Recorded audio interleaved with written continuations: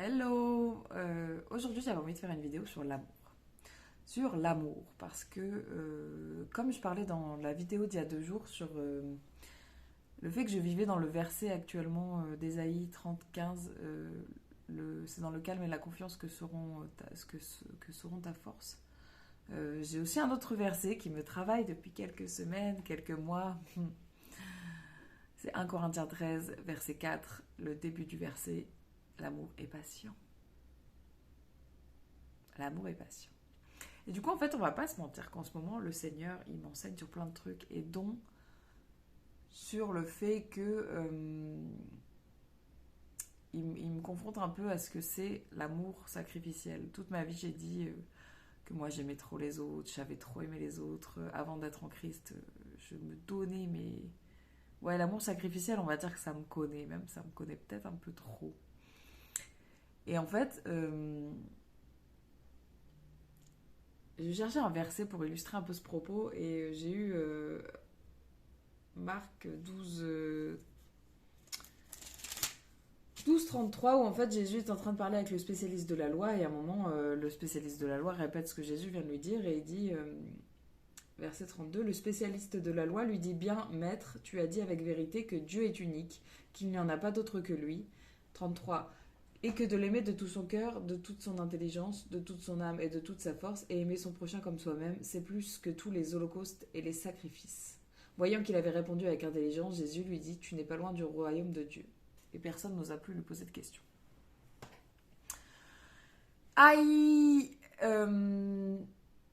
En ce moment, le Seigneur, il m'a permis de me rendre compte. Parce que vous savez, des fois, en fait, quand vous êtes délivré de certaines choses dans votre vie, vous y pensez pas forcément jusqu'à ce que vous ayez un test ou une occasion de vous dire, en fait, j'ai fait des progrès de fou.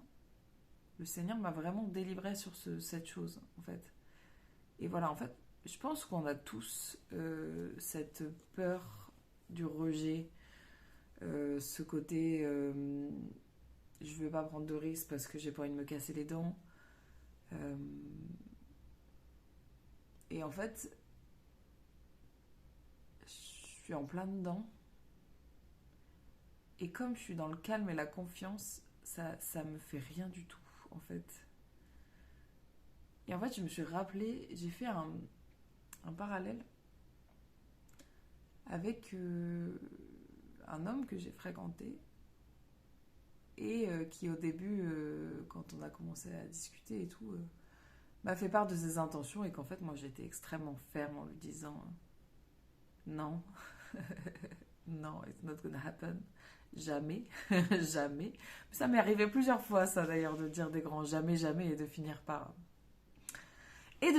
être effectivement avec cette personne et être la plus engagée des deux, en fait, au final. Du coup, j'ai pensé à ça. Et après, je me suis rappelé de ma relation avec Jésus. Et je me suis dit que pendant toute ma vie, et surtout les dernières 8, 10 années, quand le Seigneur m'a vraiment mis une de ses enfants, donc ma meilleure amie, sous le nez, en mode voilà, tu vas grandir avec une chrétienne autour de toi, tu vas voir. Je pense qu'elle peut. Elle a même pas assez de ses 2 mains et de. Je sais pas, peut-être même pas le nombre de ses cheveux pour compter le nombre de fois où je lui ai dit non, mais moi, Jésus, c'est jamais. Jamais, jamais, jamais, jamais, jamais, jamais, jamais, jamais. Et je me dis, Jésus, il devait être comme moi en ce moment, en mode très calme. Il devait continuer en mode vas-y, ma fille, parle. Parle, t'inquiète pas. Il devait être très calme. Il devait. Ouais, il m'aimait tellement de toute façon. Il m'aimait déjà depuis qu'il m'a créé. Avant le ventre de ma mère, il m'aimait déjà.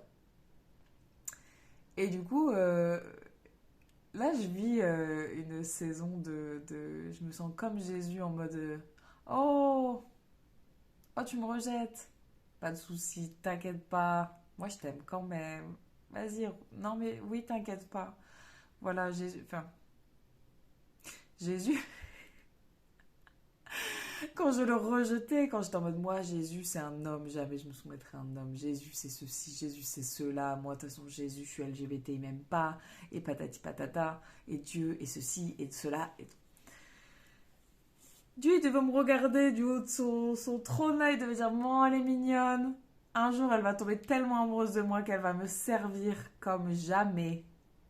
Elle va être en feu pour le royaume. Et vraiment, en ce moment-là, je vis ce truc de cette compassion, cet amour en mode, mon amour, il est indéracinable. Il est indéracinable. En fait, tant que le Seigneur, il me déracine pas, il me déracine pas, il vient pas à lui-même me dire, Fantine, là, cette personne, laisse tomber. Fantine, cette amitié, laisse tomber. Fantine, ce membre de ta famille, laisse tomber. I'm gonna stand firm. Like, hmm. Et je me dis que c'est vraiment une leçon. C'est vraiment une leçon, mais d'un. Ouais, quand je demande au Seigneur de me donner des révélations. Enfin, en fait, le pouvoir de la prière, quand on demande au Seigneur, donne-moi des nouvelles révélations de ton amour, il fait. Il fait. Et des fois, on se dit, mais. Ah ouais, tiens. Ouais, l'amour sacrificiel de Jésus, quoi. Enfin. On va pas se mentir, hein, dans la Bible, il passe son temps à se faire rejeter. Rejeter. Et là, il y a un verset qui me vient en tête, c'est... bon, il faudrait que je le retrouve, mais c'est quand Jésus, il dit à ses disciples qu'il va devoir passer par la mort et qu'il va lui arriver des tribulations et qu'il va mourir, mais qu'il va revenir... il va ressusciter 3 jours après, et que là, il y a Pierre, qui est quand même un de ses disciples les plus proches. Pierre qui lui dit, mais non, t'inquiète pas, ça n'arrivera pas. Et que là, Jésus lui dit, arrière de moi, Satan, tes pensées ne sont pas mes pensées. Tes pensées ne sont pas les pensées de Dieu. Voilà, des fois, on se laisse un peu emporter et on dit des paroles qui sont pas la volonté de Dieu, en fait. Et au final, le Seigneur, il est souverain, il est tout-puissant. Et c'est lui qui a le dernier mot. Donc voilà, genre vraiment... Franchement, pour que j'ai cette tête-là, c'est vraiment que le Seigneur, il fait grâce. Mais j'aime trop, j'aime trop les leçons. Genre vraiment se faire corriger. C'est même pas de la correction, là, c'est en mode, ma fille, regarde, tu traverses ça. Mais moi, je te donne ma paix. Et avec ma paix, t'es forte. T'es tellement forte. Aïe. Là, clairement, c'est mon Jésus qui combat pour moi. Je suis trop en paix. Je suis trop en paix. On en arrive à un degré de lâcher prise qui est incroyable. Et maintenant, il faut que je réfléchisse à comment je vais cultiver ça pour que ça reste et que ça reste et ça reste. Parce que c'est une sensation incroyable. Je ne sais pas comment j'en suis arrivée là. Je ne sais pas par quelle grâce le Seigneur a permis que j'en arrive là. Mais ouais, là, j'ai l'impression vraiment...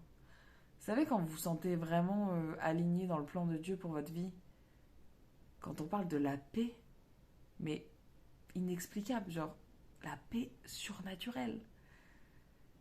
C'est pas possible autrement que par la grâce de Dieu. Voilà, je prie que vous expérimentiez tous cette paix.